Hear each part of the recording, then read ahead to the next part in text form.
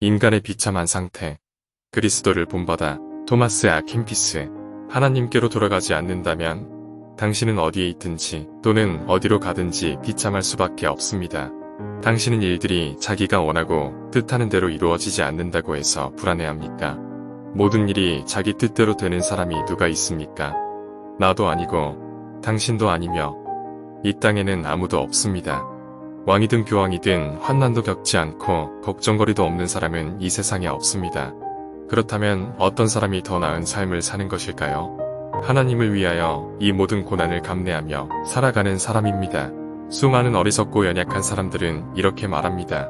저 사람이 얼마나 행복하고 복된 삶을 사는지를 보십시오. 그 사람은 큰 부자인데다가 권력과 명성도 있어서 사람들로부터 존경받고 살아가지 않습니까? 하지만 눈을 들어서 천국의 부여함을 바라보십시오. 그러면 이 세상에 속한 모든 것들은 아무것도 아니라는 것을 알게 될 것입니다. 세상이 주는 부귀영화는 뜬구름 같아서 언제 사라질지 모르기 때문에 그것을 가지고 있는 사람을 늘 불안해하고 두려워하게 만드는 부담스럽고 힘겨운 것입니다. 사람의 행복은 많은 재물을 소유함에 있지 않기 때문에 적은 재물로 충분합니다. 사실 이 땅에서 살아가는 것 자체가 비참한 일입니다. 신령한 삶을 살고자 하면 할수록 현세의 삶은 점점 더 괴롭게 됩니다. 인간의 타락한 성정을 더 잘 알게 되고 더 분명하게 보게 되기 때문입니다. 먹고 마시는 것, 자고 깨는 것, 일하고 쉬는 것 등을 비롯해서 사람이 살아가기 위해서 필수적으로 행하지 않으면 안 되는 일들이 경건한 사람에게는 몹시 비참한 일들이고 큰 고역이어서 거기로부터 하루빨리 벗어나고 싶어하고 모든 죄들로부터도 벗어나고 싶어합니다. 이 세상에서 생존하기 위하여 육신이 꼭 필요로 하는 일들은 우리의 속사람에게는 몹시 부담스럽고 괴로운 무거운 짐입니다.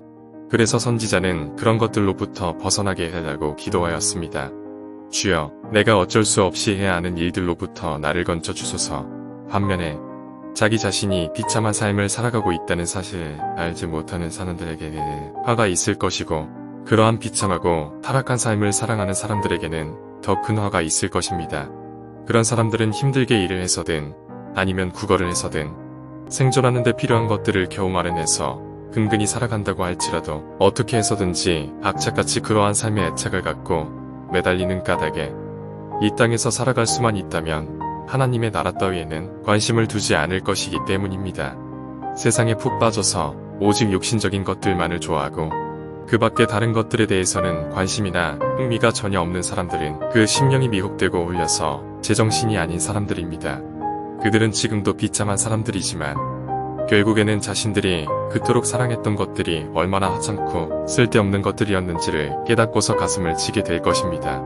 반면에 하나님의 성도들과 그리스도의 모든 경건한 벗들은 육신을 기쁘게 해주는 것들이나 세상 사람들이 소중하게 여기는 것들에 눈길을 주지 않았고 도리어 오로지 하늘에 있는 영원한 것들에 소망을 두고 간절히 열망하였습니다. 그들의 모든 열망은 눈에 보이지 않는 영원한 것에 있었고 눈에 보이는 것들을 사랑하는 마음이 그들을 아래로 끌어내려서 비참한 삶을 살게 할 수 없었습니다. 형제여, 신령한 사람으로 진보해 나갈 수 있다는 확신과 담대함을 버리지 마십시오.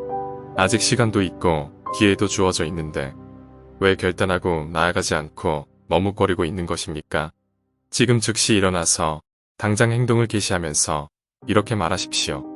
지금이 행하여야 할 적기이고 지금이 싸워야 할 적기이며 지금이 삶을 변화시킬 좋은 적기이다. 괴롭고 힘들 때 그때가 바로 한 걸음 진보할 수 있는 절호의 기회입니다. 하나님이 주시는 안식처로 건너가기 위해서는 물과 불을 통과하지 않으면 안 됩니다. 온 힘을 다해서 애쓰고 힘쓰지 않는다면 악을 이길 수 없습니다. 이 연약한 육신을 입고 살아가는 동안에는 죄에서 벗어나 살아갈 수도 없고 힘들고 괴로운 것 없이 살아갈 수도 없습니다.